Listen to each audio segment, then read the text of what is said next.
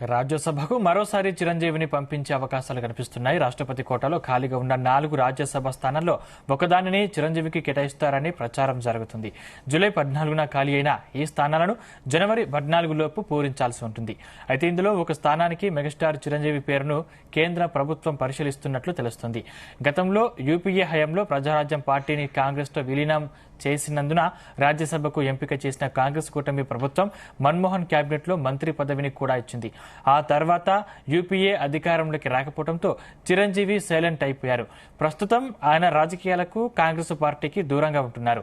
జనసేన అధినేత పవన్ కళ్యాణ్ కు కేంద్రంలో మంచి వైటేజీ ఉండడంతో ఆయన సేవలకు కృతజ్ఞతగా అన్న చిరంజీవిని రాజ్యసభకు నామినేట్ చేసే ఆలోచనలో ఉన్నట్లు తెలుస్తోంది.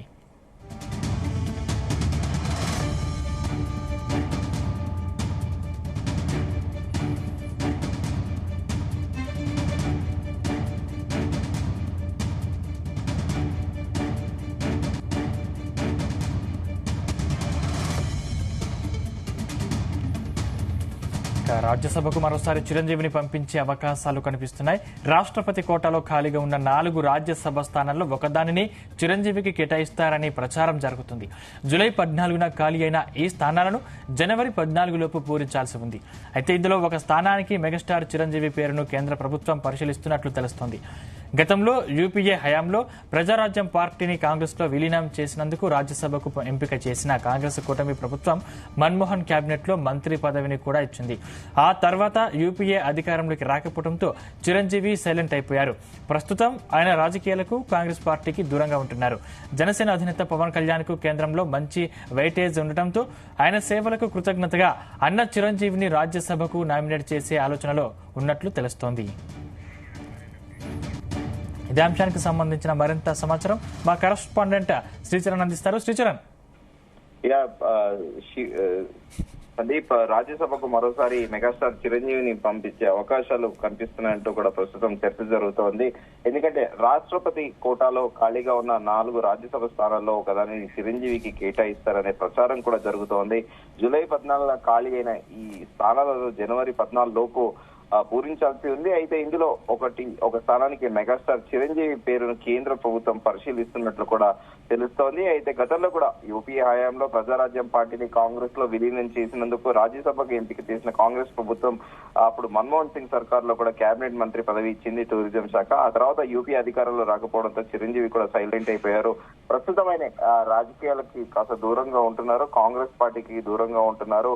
మరోవైపేమో జనసేన అధినేత తన సోదరుడు పవన్ కళ్యాణ్ కేంద్రంలో మంచి వెయిటేజ్ ఉండడంతో ఆయన సేవలకు కృతజ్ఞతగా చిరంజీవిని రాజ్యసభకు నామినేట్ చేసే ఆలోచనలో ఉన్నట్లు కూడా ప్రస్తుతం చర్చ జరుగుతోంది. అయితే పవన్ కళ్యాణ్ మెగాస్టార్ పవన్ కళ్యాణ్ ఎప్పుడైతే ఆంధ్రప్రదేశ్ ఎన్నికల్లో మొన్న జరిగిన సార్వత్రిక ఎన్నికలతో పాటు అసెంబ్లీ ఎన్నికల్లో చాలా యాక్టివ్ గా ఉండడము, అట్ ది సేమ్ టైమ్ అనే చాలా ప్రభావం చూపెట్టడంతో అటు ఎన్డీఏ కూటమి అధికారంలోకి వచ్చిన విషయం తెలిసిందే. దీంతో పాటు 21 సీట్లలో జనసేన అసెంబ్లీ ఎన్నికల్లో పోటీ చేస్తే 21 సీట్లలో కూడా గెలుపొందడము, అనంతరం కూడా ఈ కూటమికి మొదలు కూడా ఆంధ్రప్రదేశ్ ప్రస్తుత ముఖ్యమంత్రి అప్పుడు అపోజిషన్ లో ఉన్నప్పుడు కూడా ఆయన మొదటిసారిగా ఆయన రాజమండ్రి జైల్లో ఉన్నప్పుడు పవన్ కళ్యాణ్ వెళ్ళడం, అక్కడికి వెళ్లి టీడీపీతో పొత్తు పెట్టుకోవాలని అక్కడ జైల్లో ఆంధ్రప్రదేశ్ ప్రస్తుత ముఖ్యమంత్రి నారా చంద్రబాబు నాయుడు పరామర్శించిన అనంతరం బయటకు వచ్చి ఇమీడియట్ గా కూడా అనౌన్స్ చేయడం కూడా సర్వత్ర చర్చనీయాంశంగా మారింది. కానీ ఏదేమైనప్పటికీ ఆంధ్రప్రదేశ్ ఎన్నికల్లో మాత్రము 2024లో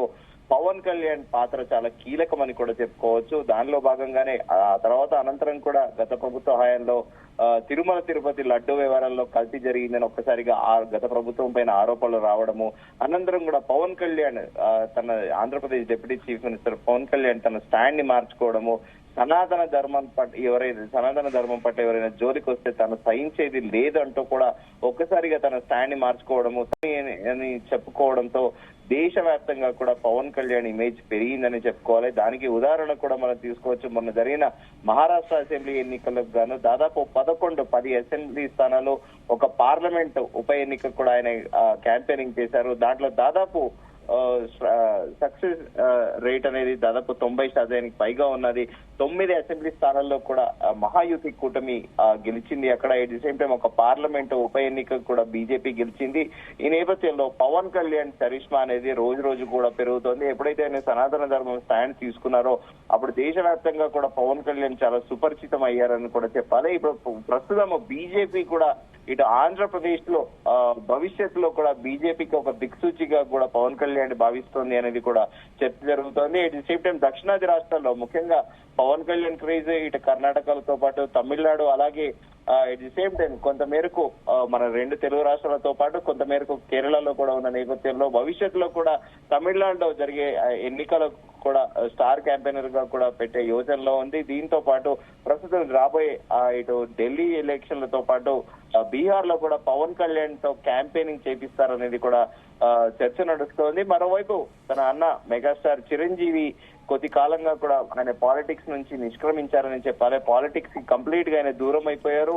ఎట్ ది సేమ్ టైం ఒక బహిరంగ వేదికగా కూడా చెప్పారు ఆయన మెగాస్టార్ చిరంజీవి, నేను పాలిటిక్స్ అంటేనే మాట అనాలి, మాట పడాలి, బురద జల్లాలి, బురద జల్లిపించుకోవాలి, కానీ నా నైజము నా మనస్తత్వం అలాంటిది కాదు. ఎవరైనా మాట అంటే నేను తట్టుకోలేను. కాకపోతే ఇందులో పవన్ కళ్యాణ్ మాటకి ఒక మాట అంటే 10 మాటలు కౌంటర్ ఇస్తాడు. పవన్ కళ్యాణ్ కి పాలిటిక్స్ సెట్ అవుతాయి, కానీ నాలాంటి సున్నిత మనస్తత్వానికి పాలిటిక్స్ సెట్ అవ్వవు అంటూ కూడా కొన్నేళ్ల కిందట ఒక వేదిక మీదక కూడా మెగాస్టార్ చిరంజీవి ప్రకటించిన విషయం. Thank you Sricharan.